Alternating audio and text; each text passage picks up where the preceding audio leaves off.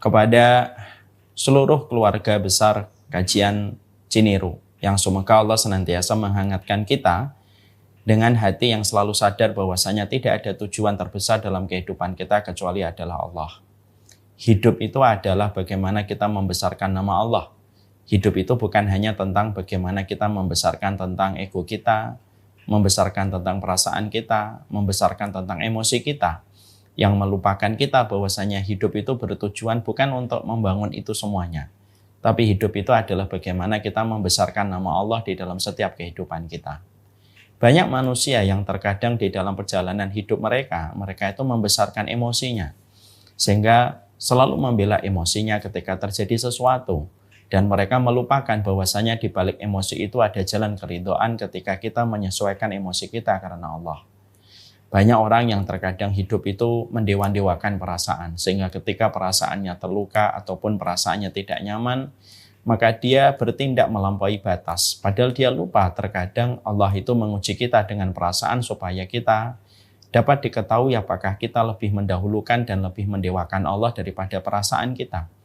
Ada pula di antara manusia yang mendewakan akalnya, mendewakan kepintarannya. Inilah yang menjadikan kita memohon selalu kepada Allah, supaya Allah menghadirkan kepada kita hati yang selalu sadar bahwasanya tidak ada sesuatu yang paling besar di dalam kehidupan kita kecuali adalah Allah semata. Yang besar bukan emosi kita, yang besar bukan perasaan kita, yang besar itu bukanlah logika kita dan bukanlah akal kita, tetapi yang besar itu hanyalah Allah, dan orang yang paling beruntung selamat pada perjalanan hidupnya bukan mereka yang membesarkan emosinya, bukan orang yang membesarkan perasaannya, bukan orang yang membesarkan egonya, tapi orang yang paling bahagia itu adalah orang yang membesarkan Allah, karena siapapun yang membesarkan Allah, maka Allah akan memberikan kepadanya kekuatan yang Allah tidak pernah berikan kecuali kepada orang yang membesarkan Allah di dalam perjalanan hidupnya. Inilah sesuatu yang terkadang sering tidak kita sadari. Sering pula kita lalai bahwasanya tujuan terbesar dalam kehidupan kita adalah mengagungkan Allah di dalam perjalanan kehidupan kita. Bahwasanya mengagungkan Allah inilah yang akan memberikan kekuatan di dalam kehidupan kita. Kalaupun kita merasa lemah, kalaupun kita merasa lunglai di dalam kehidupan kita dan akhirnya kita terkadang tergoda untuk mudah frustasi dan depresi, maka bisa jadi ada sesuatu yang kita agungkan selain Allah. Bisa jadi kita sedang mengagungkan emosi sehingga emosi itu menguras tenaga dan menguras kekuatan kita dan energi kita. Bisa jadi mungkin kita sedang mengagungkan logika kita, sedang mengagungkan hitung-hitungan kita gitu.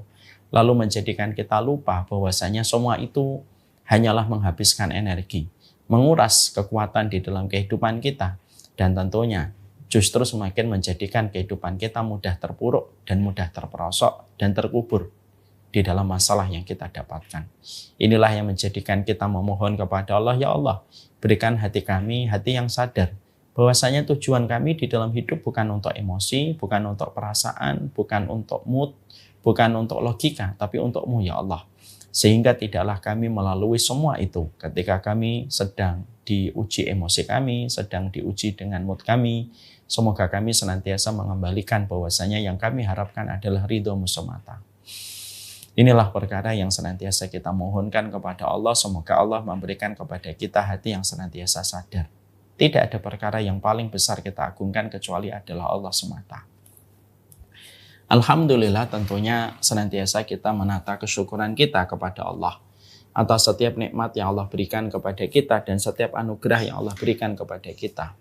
Betapa besarnya nikmatnya Allah terus bercucuran di dalam kehidupan kita, dan nikmatnya Allah itu lebih sering daripada curahan air hujan yang turun di atas muka bumi ini. Saking begitu sempurnanya nikmatnya Allah diberikan kepada kita, sampai-sampai tidak ada kenikmatan itu yang turun kecuali semuanya diatur oleh Allah dengan sebaik-baik pengaturan dan tidak melalui mekanisme apa yang kita minta. Ada kenikmatan yang terkadang kita minta lalu Allah hadirkan. Tapi banyak kenikmatan yang terkadang tidak pernah kita minta tetapi Allah tetap berikan kepada kita walaupun kita tidak pernah meminta. Saking sempurnanya nikmat itu mengalir pada kehidupan kita. Kita tidak pernah ikut-ikutan ngatur jantung kita berapa kali berdetak. Kita tidak pernah mengatur berapa kali ginjal kita harus memompa setiap darah ataupun memompa airnya. dan sekelumit apa yang dikerjakan oleh organ tubuh kita. Tapi ternyata semua organ tubuh itu bekerja sesuai dengan perintahnya Allah. Walaupun kita tidak pernah cawe-cawe untuk mengikuti dan membantu mengurusi itu semuanya. Itu menjadikan kita harus paham, kita harus mengerti. Allah itu bukan hanya memberi nikmat, tapi Allah itu menyempurnakan kenikmatan. Sehingga banyak kebaikan yang Allah hadirkan di dalam kehidupan kita, Allah berikan pada kehidupan kita. Semata-mata Allah berikan itu pada kehidupan kita karena sempurnanya Allah ketika merawat kita sebagai makhluknya. Inilah yang menjadikan kita bersyukur, kita beruntung, kita telah menyembah kepada Allah, kita beruntung Allah yang memberikan kenikmatan, dan kita pun sangat beruntung bahwasanya Allah menyempurnakan semua kenikmatannya di dalam kehidupan kita. Hati dan jiwa yang senantiasa mendapatkan kelapangan dimulai ketika hati dan jiwa selalu bersyukur terhadap setiap nikmat yang Allah anugerahkan di dalam kehidupan mereka. Semoga Allah memberikan kepada kita hati yang bersyukur, jiwa yang bersyukur, supaya kita mendapatkan kelapangan, supaya pula kita mendapatkan kecukupan di dalam perjalanan hidup kita. Di atas materi ada materi yang lebih banyak. Di atas jabatan ada jabatan yang lebih tinggi. Di atas posisi ada posisi yang lebih tinggi. Karena perkara-perkara itu tidak ada limitnya. Tapi kalau kita sudah membahas kecukupan, membahas kelapangan, kecukupan itu hak prerogatifnya Allah. Dan itu Allah berikan hanya kepada mereka yang bersyukur kepadanya di dalam setiap urusan. Semoga kita menjadi hamba yang bersyukur kepada Allah Subhanahu wa Ta'ala. Kita pada kesempatan hari ini akan melanjutkan tentang materi kita pada kesempatan ini, yaitu membahas tentang orang-orang yang dicintai oleh Allah Subhanahu wa Ta'ala. Kita tentunya paham bahwasanya 40 karakteristik mereka yang dicintai oleh Allah itu merupakan sebuah materi, supaya kita tahu apa materi-materi yang bersifat shortcut yang bisa menjadi jalan pintas kita untuk meraih rahmatnya Allah. Tidak setiap amal itu memiliki kedudukan sebagaimana kedudukan yang sama, karena setiap amal itu berbeda-beda. Ada amalan yang terutama, ada amalan yang utama, ada amalan yang biasa, ada amalan yang kecil. Dan kita fokus bagaimana kita melakukan amalan-amalan yang paling besar tanpa kita meremehkan amalan kecil, supaya kita segera bisa menjemput rahmatnya Allah dan bisa segera menjemput ridhanya Allah di dalam perjalanan hidup. Dan inilah yang menjadikan kita membahas 40 karakteristik mereka yang dicintai oleh Allah Subhanahu wa Ta'ala. Kita akan melanjutkan part selanjutnya. Kemarin kita telah membahas bahwasanya di antara orang yang sangat dicintai oleh Allah dan mereka menjadi wali-walinya Allah di dalam kehidupan di dunia, wali-walinya Allah itu memiliki sifat bahwasanya mereka senantiasa begitu mudah ketika mereka berderma, dan mereka menjadi hamba Allah yang sangat bermurah hati kepada sesama. Ini menjelaskan kepada kita bahwasanya kehidupan kita sebagai seorang manusia tidak akan sempurna sampai kita menjadi orang yang paling banyak memberikan manfaat dan paling banyak bermurah hati kepada sesama muslim ataupun kepada sesama manusia di dalam perjalanan hidup. Penting untuk kita mengerti dan penting pula untuk kita pahami bahwasanya agama kita bukan agama egosentris yang hanya menekankan dan memprioritaskan bagaimana kita beribadah kepada Allah di dalam kita melaksanakan ibadah tersebut. Tapi agama kita itu agama yang senantiasa mengajarkan kepada kita tentang kepedulian dan empati. Makanya amal yang memberi manfaat kepada orang lain itu jauh lebih baik daripada amal yang kita bangun hanya untuk pribadi kita dan untuk diri kita sendiri. Kenapa? Sekali lagi, agama kita bukan agama egosentris. Agama kita itu adalah agama yang membangun kepedulian dan agama yang membangun bagaimana kita senantiasa memberi manfaat, menebarkan maslahat, dan kita tidak melukai kehidupan orang lain, terutama kehidupan orang beriman. Itulah agama kita. Berulang-ulang sering saya menyampaikan pula bahwasanya di dalam agama kita ada sebuah hadis yang sahih yang membuat kita ini semuanya harus merenung. Ketika Nabi mengatakan, sesungguhnya kamu ketika membantu urusan saudaramu selama 1 hari, maka lebih aku cintai apa yang kamu lakukan itu ketika memberikan manfaat kepada saudaramu selama 1 hari, itu lebih aku cintai daripada kamu iktikaf di masjidku ini selama 1 bulan. Sembari Nabi mengarahkan telunjuknya ke arah Masjid Nabawi. Di situ kita mendapati kenapa itikaf selama 1 bulan di Masjid Nabawi. Kenapa itikaf selama 1 bulan? 1 bulan di Masjid Nabawi itu kalah argonya dibandingkan dengan orang yang membantu saudaranya selama 1 hari. Di situ kita mendapati bahwasanya apapun amalan yang kiranya memberi manfaat kepada orang itu lebih dicintai oleh Allah daripada amalan yang hanya sekiranya amalan itu memberikan efek kepada pribadinya dia sendiri. Itikaf 1 bulan di Masjid Nabi, maka yang merasakan efek kenikmatannya hanya dia sendiri. Tapi ketika dia membantu saudaranya, walaupun cuma 1 hari, yang merasakan efeknya itu orang lain. Dan Allah paling senang ketika amal yang kita lakukan, aktivitas yang kita kerjakan memberi manfaat kepada orang lain. Dan itu lebih dihargai oleh Allah dibandingkan amal yang kita bangun untuk pribadi kita sendiri. Ini harus menyadarkan kita dengan sepenuh-penuh kesadaran. Bahwasanya kalau gitu, setiap mukmin itu bukan hanya dia berpikir egois. Dia hanya berpikir amalnya. Memang kita harus berpikir sholat duha kita berpikir tentang dzikir kita berpikir tentang tahajud kita. Tapi tidak boleh hanya berhenti di situ. Amalan-amalan itu harusnya berkoma. Ada amalan lain yang harus dia lakukan. Apa amalan yang kiranya pada hari ini saya memberikan manfaat kepada orang. Karena pada dasarnya itu amalan yang besar ketika memberi manfaat kepada orang lain. Ilustrasi gampangnya. Kalau ada salah satu jamaah saya, dia melaksanakan umroh. Lalu saat itu beliau pamit sama saya. Ini ilustrasi saja. Beliau pamit kepada saya dan mengatakan, saya mau pergi umroh. Saya mau itikaf Ustadz selama 1 bulan. Saya berkata, iya Pak, hati-hati.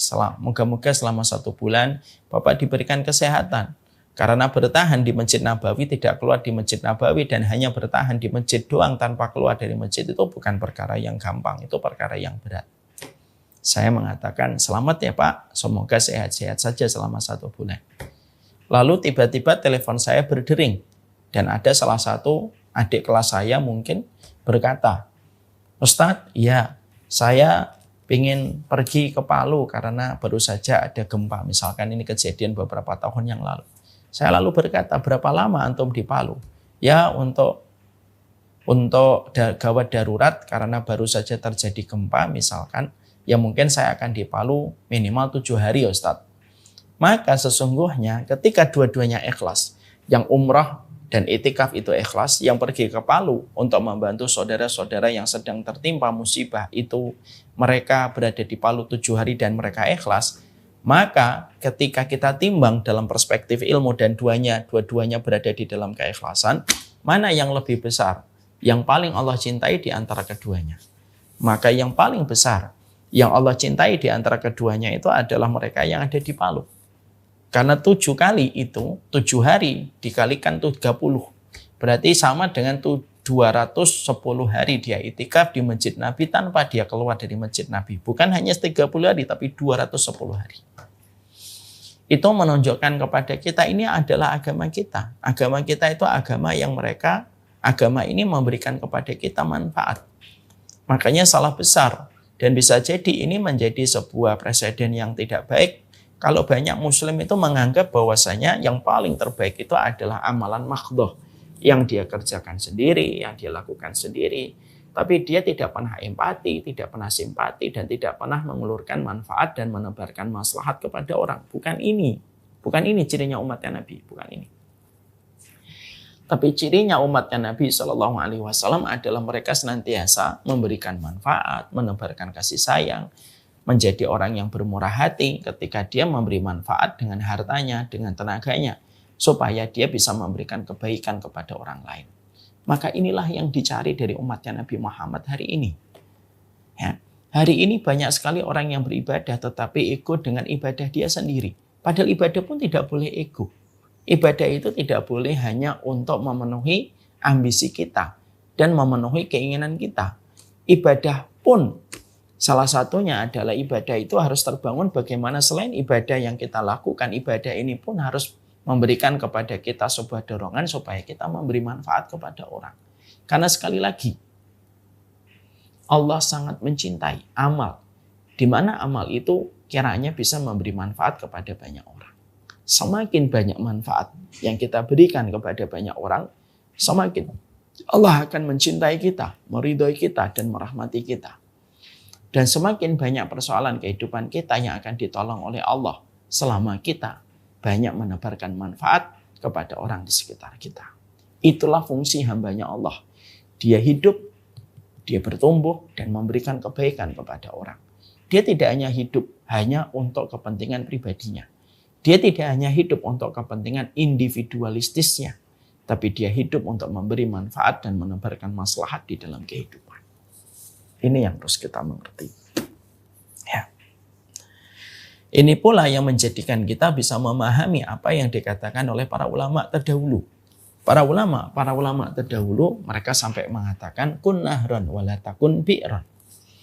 Para ulama terdahulu itu sampai mereka mengatakan kun nahran wala takun bi'ran.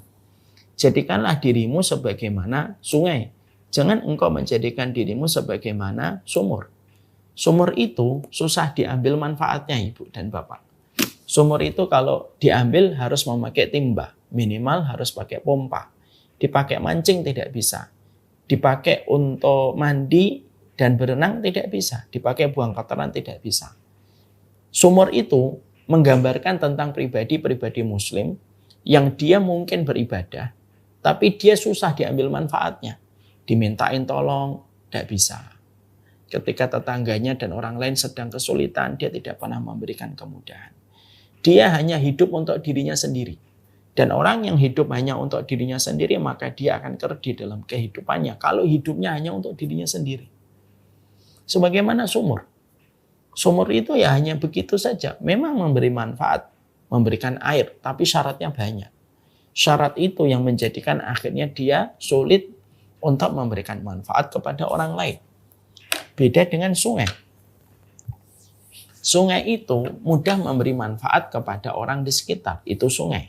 Kalau kita melihat sungai, sungai itu ketika diambil airnya tidak usah pakai pompa. Tidak usah pula memakai timba. Ketika kita ingin memanfaatkan sungai, tidak usah juga kita itu bersusah payah. Mandi bisa, berenang bisa, memancing bisa, bahkan membuang kotoran pun sungai itu akan mengalir ke tempat yang jauh.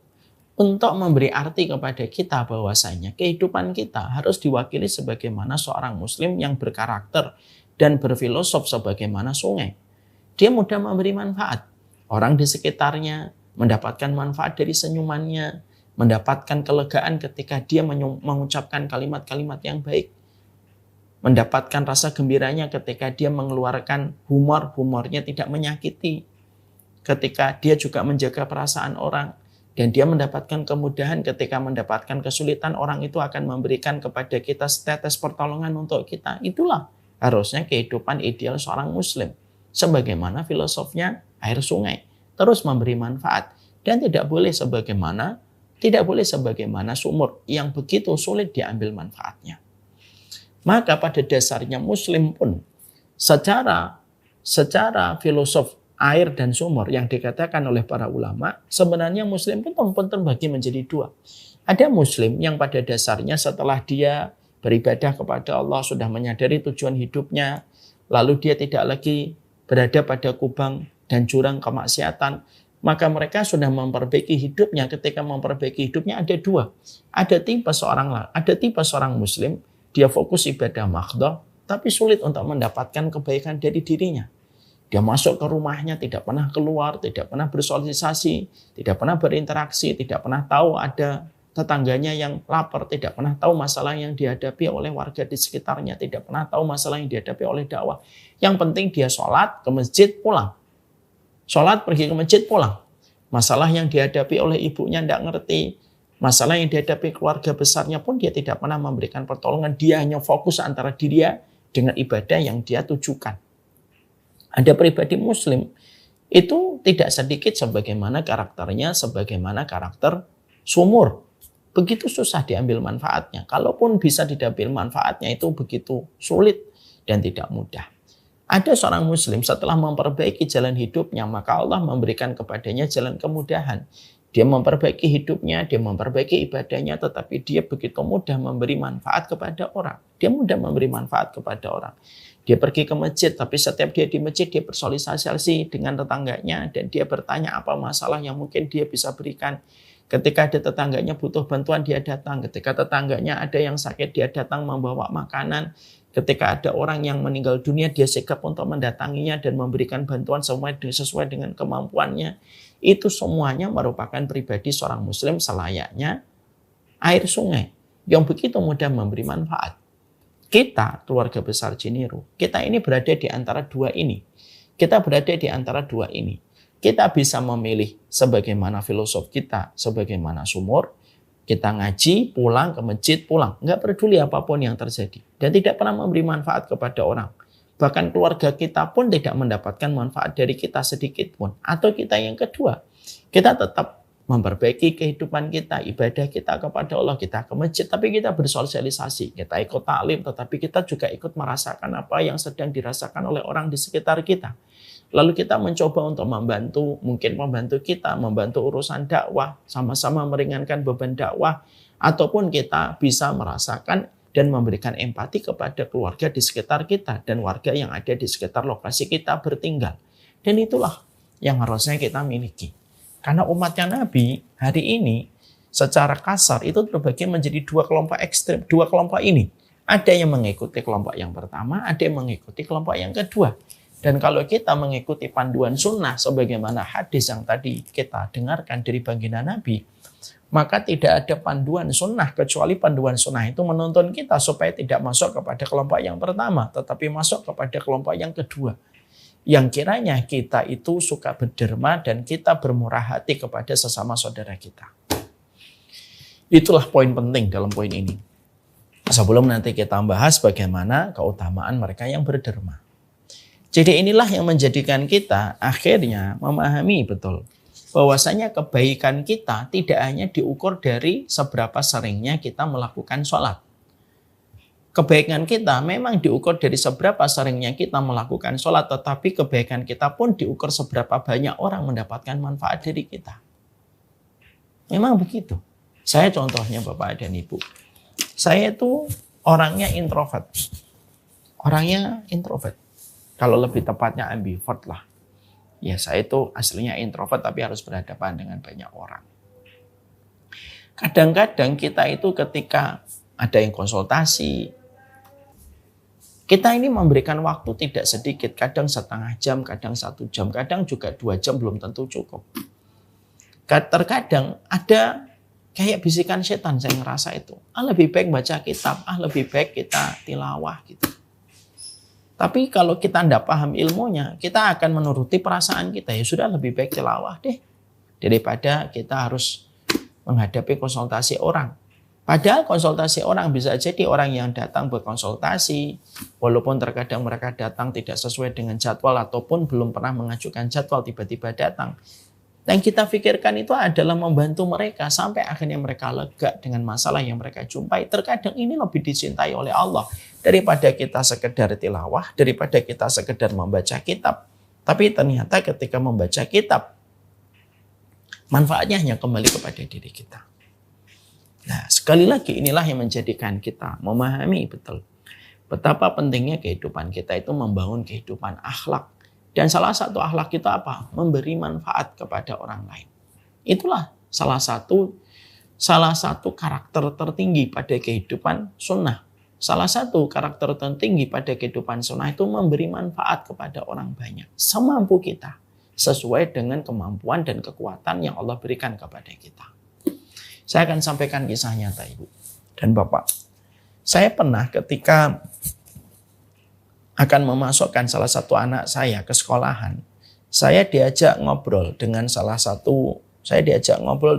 satu gurunya. Guru ini menceritakan tentang sebuah kisah nyata. Di dalam kelas yang beliau ampu ketika beliau menjadi wali kelasnya, beliau berkata, "Ustadz tahu, saya pernah mendapati sebuah kisah nyata, saya ingin sharing kisah nyata ini kepada antum, supaya ada pelajaran yang bisa antum pahami dan mungkin antum bisa sharing kepada yang lain."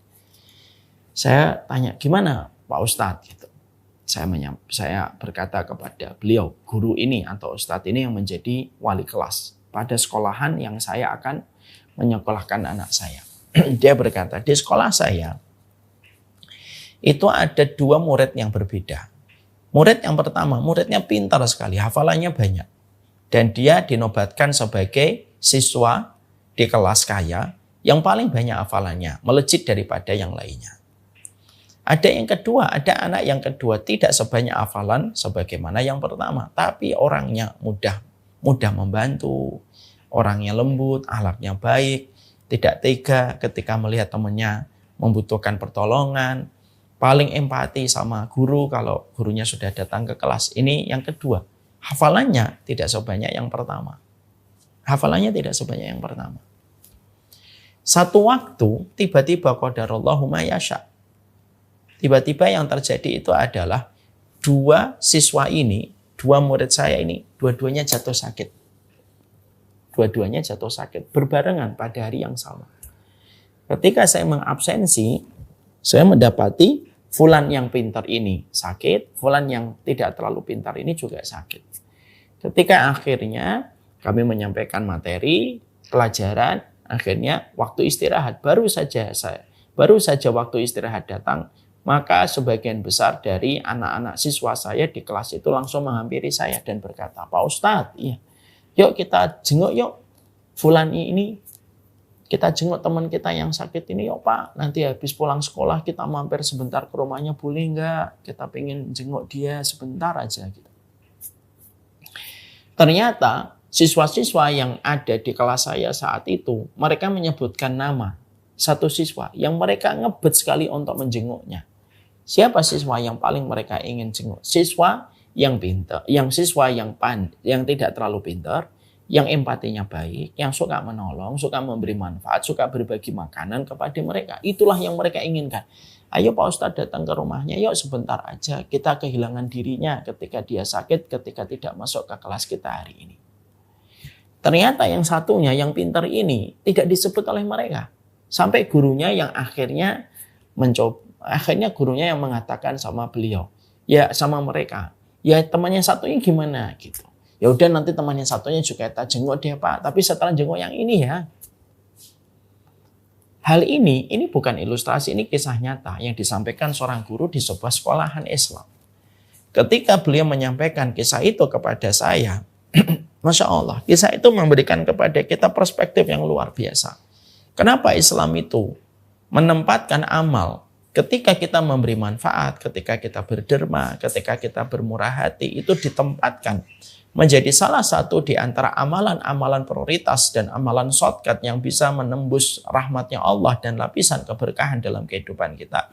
Ya karena ternyata sebegitu besar dampaknya yang akan terjadi pada kita ketika pada saat-saat tertentu kita tidak bisa melakukan apa yang kita kerjakan.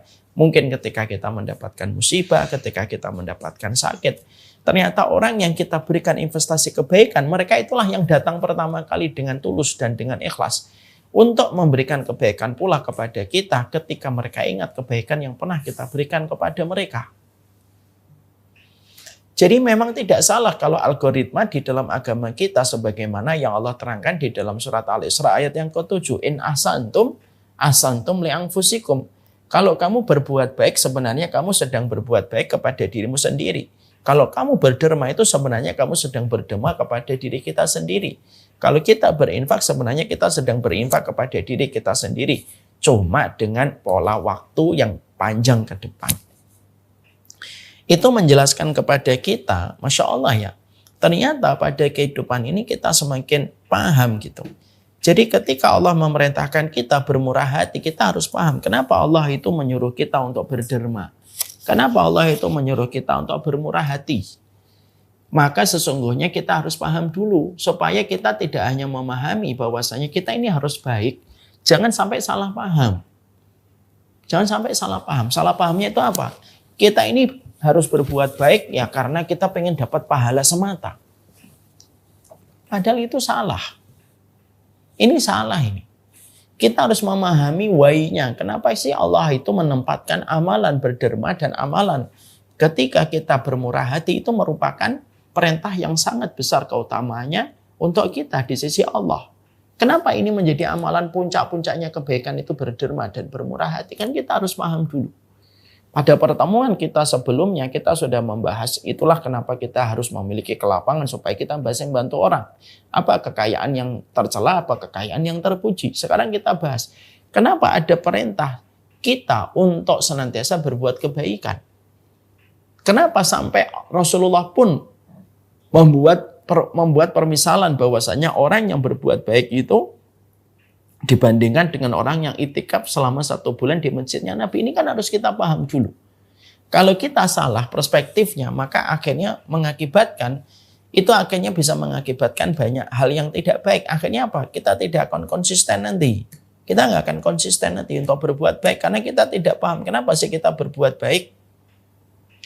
Maka setidaknya ada 3 alasan. Kenapa sih kita harus berbuat baik? Kenapa Allah menyuruh kita untuk berderma? Kenapa Allah menyuruh kita bermurah hati? Kita menjadi orang yang easy going. Ya, kita harus menjadi orang yang no hard feeling dalam kehidupan kita. Kenapa Allah nyuruh kita untuk itu?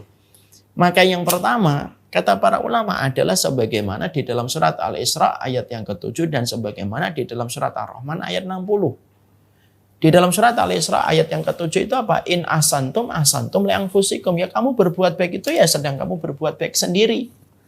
Pernah nggak Bapak membantu orang? Tiba-tiba Bapak dibantu sama orang lain persis sebagaimana Bapak pernah membantu orang. Apa yang kita dapatkan dari kemudahan-kemudahan yang kita peroleh itu tidak terjadi secara random dan kebetulan. Apa yang kita peroleh di dalam kehidupan itu investasi dari semua kebaikan yang kita lakukan. Dan berulang-ulang sering saya menyampaikan, hidup itu kayak algoritma media sosial. Kalau kita membuka di timeline kita bola, maka timeline kita akan penuh dengan bola. Kalau kita membuka di feed kita, kalau kita membuka di feed kita bola, seluruh timeline kita akan penuh dengan bola. Kalau kita membuka ilmu pengetahuan di feed kita, maka timeline kita akan penuh dengan ilmu pengetahuan. Kenapa? Apa yang akan kita lihat di timeline kehidupan lusa, itu apa yang kita lihat di feed kita hari ini. Itulah algoritma sosial media. Apa yang kita dapatkan pula pada hari esok, pada lusa, pada pekan depan, pada tahun depan, itu persis berdasarkan apa yang kita lakukan hari ini. Persis dengan apa yang kita lakukan hari ini. Dan itulah yang menjadikan kita harus memahami poin ini. Ini poin penting sekali. Kenapa kita harus berbuat baik? Bukan karena Allah itu menantikan kebaikan kita. Enggak lah. Allah itu enggak butuh kebaikan kita. Makanya di dalam hadis qudsi Allah itu menyampaikan, "Lau anna awalakum wa akhirakum wa insakum wa jinnakum ala atqa qalbi rajuli wahidin minkum ma zada fi mulki syai'an." Kita harus ingat betul apa yang dikatakan oleh Allah di dalam hadis qudsi. Kalaupun kalian orang yang jinnya, manusianya, dari pertama sampai yang terakhir, semua sepakat untuk berbuat kebaikan dan ketaatan, kata Allah, mazada fi mulki syai'an, itu tidak menambah sedikit pun kerajaan yang aku miliki walaupun sejengkal. Sebaliknya, kalaupun kalian semuanya sepakat untuk berbuat kemaksiatan dan berbuat kejahatan, itu pun tidak mengurangi kerajaanku walaupun sejengkal pun, tidak sama sekali. Dan terus fungsinya apa kita melakukan ketaatan kalau Allah tidak mendapatkan profit dan margin dari ketaatan yang kita lakukan? Karena ketaatan itu tidak kembali kepadanya, tetapi ketaatan itu kembali kepadamu. Kalau kamu berderma, Allah akan membuka banyak hati-hati yang kaku. Ketika mereka mendapatkan manfaat dari harta yang kamu berikan kepadanya, hati-hati yang kaku itu tidak akan menyulitkan kehidupanmu di masa mendatang ketika di satu waktu kamu harus berhadapan dengan orang itu. Atau bisa jadi Allah membukakan hati-hati yang lain sebagaimana kita pernah membuka hati orang yang kita berikan kebaikan dari harta kita. Makanya dalam surat Ar-Rahman ayat 60 kan begitu indah. Hal jazaul ihsan ilal ihsan.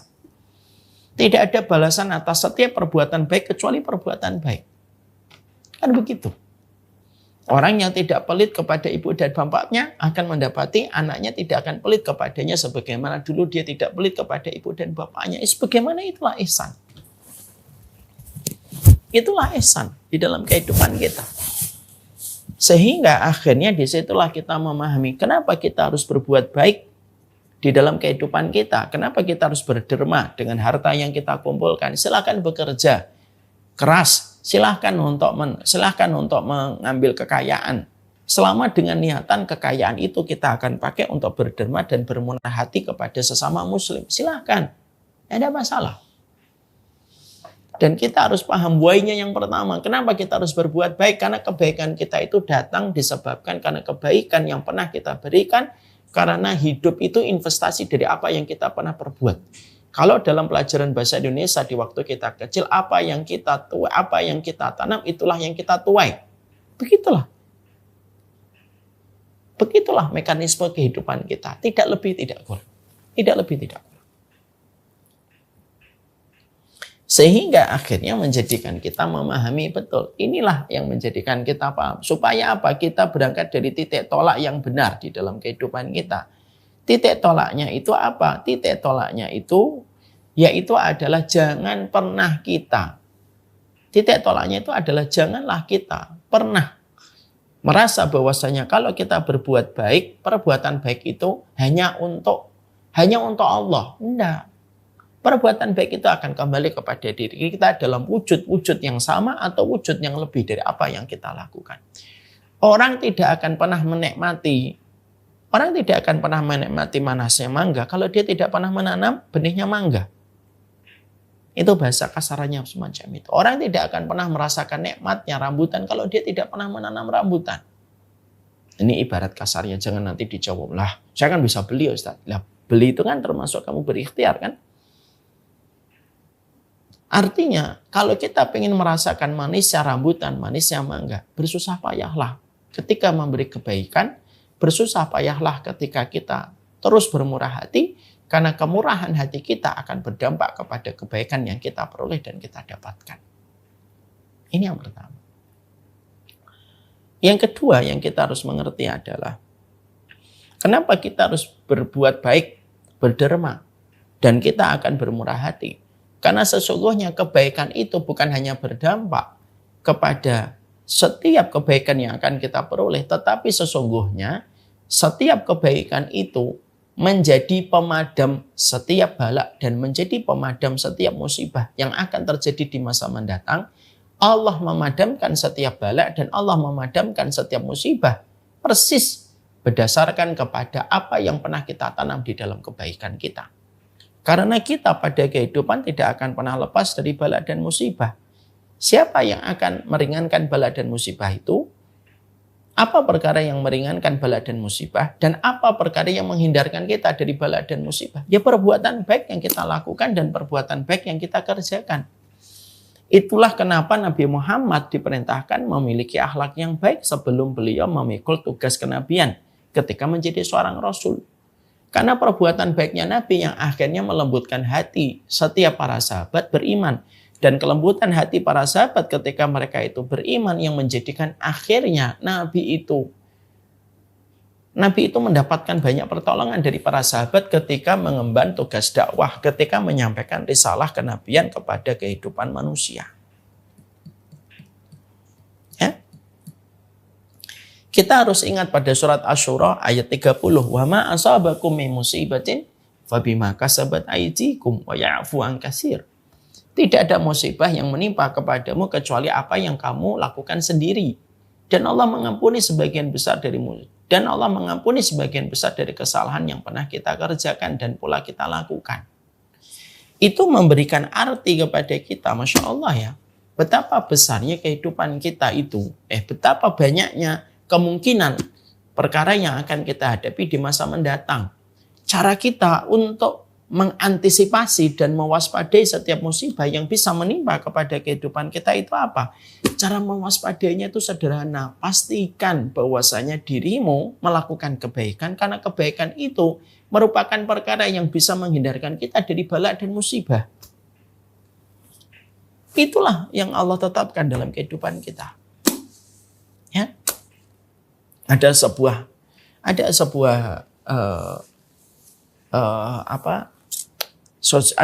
kisah nyata yang saya pernah dapati di satu platform di YouTube. Ada satu kisah nyata, ada seorang tukang mie. Ya, tukang mie ini di depannya itu toko obat. Ada seorang anak mencuri toko obat itu. Ini ada di salah satu iklan kalau tidak salah di Thailand. Tapi point of view dari iklan itu bagus sekali. Anak ini mencuri obat. Lalu ketahuan sama pemilik toko obat itu. Ketika akan dipukuli, akan dimarahi, dilaporkan ke polisi, tukang mie ini lalu mendatangi pemilik toko obat ini yang sudah dia kenal dan dia berkata, sudah. Berapa itu harga dari obatnya? Aku bayarin aja. Mungkin anak ini butuh sekali obat tersebut. Akhirnya dibayarkan sama tukang mie. Anak ini langsung kabur. Ketika akhirnya dilepaskan sama pemilik toko obat itu dan dibayarkan oleh tukang mie warung di depan toko obat, dia langsung kabur. Dan ternyata memang betul. Dia dari keluarga miskin ketika ibunya lagi sakit. Peristiwa ini akhirnya berlalu sampai 20 tahun berikutnya. Ternyata anak kecil ini sudah menjadi dokter. Dan tukang mie ini tetap jadi tukang mie di warung mie-nya. Satu waktu akhirnya beliau ambruk, terkena stroke. Naudzubillahi min dzalik, nasallallahu salamah wal afiyah. Dan akhirnya ketika dirawat, dia membutuhkan dana yang besar. Keluarga dari tukang mie itu tidak bisa untuk membayar. Karena saking besarnya biaya yang harus dihadapi. Ternyata anak kecil yang pernah ditolong oleh tukang mie ini sekarang sudah menjadi dokter spesialis. Dan ketika dia melihat tukang mie itu, dia tidak pernah lupa bahwasanya tukang mie ini adalah orang yang pernah memberikan bantuan kepadanya dan membayarkan obat. Ketika dia mencuri obat itu karena terpaksa. Maka seketika seluruh bil yang ada di rumah sakit itu ditangani oleh dokter dan dikatakan di dalam tulisan itu, ini telah dibayar 20 tahun yang lalu. Kisah ini inspiratif sekali. Dan akhirnya kita bisa menangkap korelasinya pada apa yang dijelaskan oleh para ulama. Berbuat baik itu, Masya Allah ya, itu sebenarnya menghindarkan kita dari bala dan musibah. Kalau dalam real life-nya, di real life-nya, dalam kejadian nyata itu kayak Ronaldo. Ronaldo itu tidak pernah lupa orang yang pernah memberikan roti ketika dia belum menjadi pemain internasional dan pemain yang mahal. Makanya pernah kan diceritakan di banyak sekali video bagaimana Ronaldo itu tidak pernah lupa perempuan yang pernah memberikan kepadanya roti ketika dia kelaparan dan tidak bisa membeli roti itu. Dia ingin mencari wanita itu tapi tidak ketemu. Entah ketemu atau tidak. Yang saya tahu dalam video terakhir dia nggak ketemu. Itu menunjukkan kepada kita kebaikan itu mengalir kepada kita itu sebuah perkara yang menghindarkan kita dari bala dan musibah. Maka bisa jadi setiap ada satu bala dan satu musibah yang menimpa kepada kita bisa jadi karena apa? Minimnya kita berbuat kebaikan di dalam kehidupan kita. Maka yang kedua, kenapa kita harus berbuat baik, Ustadz? Alasan yang kedua, selain dari kebaikan itu akan berbalik kepada kebaikan kita, maka yang kedua, kebaikan itu kenapa kita harus berbuat baik, berderma, bermurah hati kepada orang lain? Yang kedua, karena setiap bala dan musibah itu akan dimaafkan oleh Allah, akan dihindarkan oleh Allah dari kehidupan kita selama dengan satu syarat. Syaratnya apa? Selama dia dalam kondisi bermurah hati dan berderma kepada orang di sesamanya. Itu yang kedua. Yang ketiga, why-nya. Kenapa kita harus berbuat baik? Karena sesungguhnya perbuatan baik itulah yang akan menjadikan setiap orang itu karena kebaikan itu akan menjadi legacy. Akan menjadi legacy. Dan itulah yang akan memberi manfaat kepada kita panjang di dalam kehidupan kita. Orang yang pernah mendapatkan kebaikan dari kita akan datang ketika mendapati berita kita meninggal dunia. Mereka akan berdoa, mereka akan datang ke kuburan kita, mereka akan berdoa kepada kita. Kenapa kita selalu mendatangi dan ziarah kepada kuburan Nabi? Karena kebaikan dan kemuliaan Nabi. Itu yang menjadikan kita memahami betul bahwasanya kebaikan itu menjadi legasi terbaik yang kita tinggalkan di hati manusia ketika nanti mereka banyak mendoakan kita. Dan merekalah yang paling banyak merasa kehilangan dengan kita dan mungkin merekalah yang akan bersaksi di hadapan Allah atas kebaikan yang pernah kita sampaikan dan kita lakukan.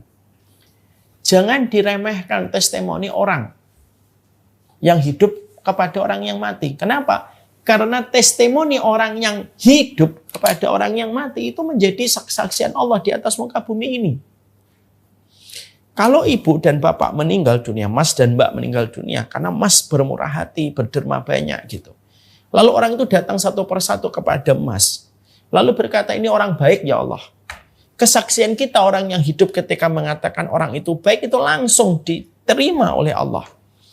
Makanya Nabi pernah ketika Nabi dilewati satu jenazah, Nabi mendapati para sahabat mengatakan khairan, ini orang baik. Nabi mengatakan wajabat. Nabi dilewati jenazah yang kedua, para sahabat mengatakan syarron, ini orang yang buruk. Lalu Nabi mengatakan wajabat. Ditanya, apa artinya wajabat yang kau ucapkan 2 kali itu ya Rasulullah? Orang yang kalian komentari baik, maka wajib bagi Allah memasukkan dia ke surga. Dan orang yang kalian komentari buruk, maka wajib bagi Allah memasukkan dia ke neraka. Artinya kesaksian itu penting.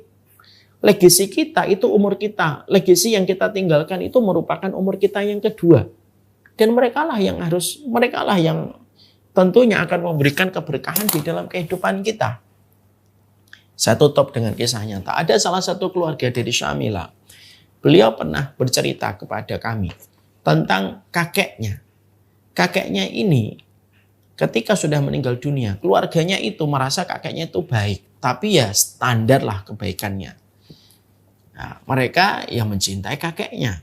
Tapi ada peristiwa yang tidak pernah mereka duga sebelumnya. Ketika kakeknya itu sudah meninggal dunia, maka banyak orang yang datang yang tidak dikenali oleh keluarga. Ketika pada saat prosesi pemakaman. Ini siapa ya? Ini siapa kok pada datang? Karena mereka sedang bersedih, mereka tidak bertanya siapa-siapa itu yang datang. Kecuali mereka tidak mengenali wajah-wajah dan face-face orang yang datang itu. Setelah dikuburkan, seminggu setelahnya keluarga ini takziah kembali kepada kuburan itu tersebut.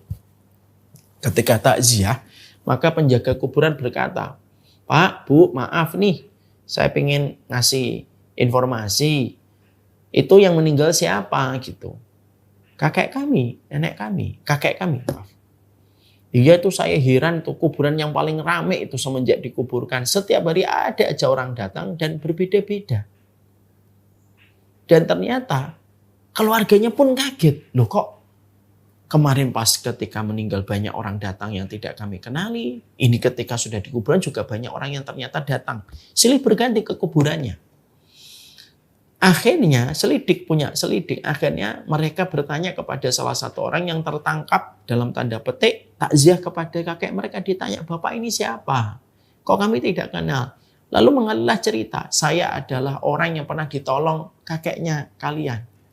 Saya pernah dikasih ini, saya pernah dibantu ini gitu. Dan kemarin saya belum sempat untuk datang ketika prosesi. Dan ternyata orang semacam Bapak ini, sosok semacam ini ternyata bukan hanya satu, banyak sekali. Yang ternyata itu yang datang itu banyak sekali. Dan ternyata disitulah kita paham. Kenapa Allah memerintahkan kita baik? Karena manusia itu butuh umur yang kedua. Kenapa kita harus berbuat baik? Karena manusia itu butuh legasi. Dan tidak ada legasi yang terbaik kecuali adalah berderma dan bermurah hati. Ketika memberi manfaat, menebarkan maslahat. Jadi pada kesempatan hari ini kita belajar dulu. Kenapa sih kita disuruh untuk berderma yang banyak? Apakah Allah pengen nguras kekayaan kita? Enggak. Kenapa itu kita suruh bermurah hati untuk memberi manfaat sama orang? Apakah Allah pengen untuk memperbudak kita? Enggak. Ada 3. 1, karena algoritma kehidupan kita ditentukan apa yang kita lakukan. 2, karena sesungguhnya musibah di masa mendatang itu dapat dihindarkan dengan kebaikan yang kita kerjakan. Dan yang ketiga, karena kebaikan itu legasi kita dan menjadi umur kita yang kedua setelah kita diwafatkan oleh Allah. Sallallahu ala nabiyina Muhammad walhamdulillahirabbil alamin. Ini yang dapat saya sampaikan dalam pertemuan hari ini. Semoga keluarga besar Ciniru dan kami, setiap para penuntut ilmu harus mengerti semakin kita berbuat baik, sekali lagi bukan karena Allah yang dapat profit dari kebaikan yang kita lakukan. Kita berbuat baik karena sejatinya kebaikan itu mendatangkan